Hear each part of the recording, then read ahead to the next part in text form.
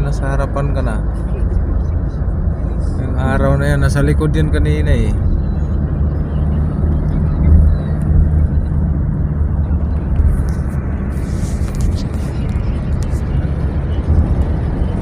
Sarap ng buhay. Ayan o.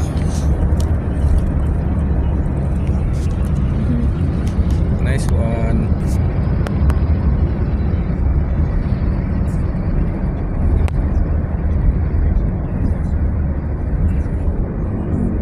Nakakita din ng sariwang araw. Araw kasi sa Manila, bulok na eh.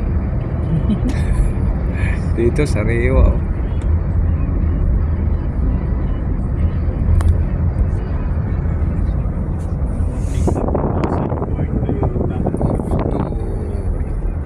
Pangasinan. Saan ka papunta? Papunta ako doon sa walang toxic na lugar.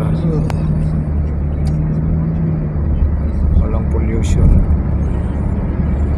Yan ang ganda ng araw, ganda sikat ng araw at the time. Time check.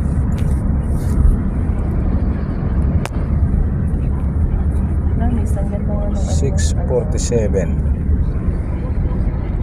Hindi siya mainit ang yan. 4 na oras na lang.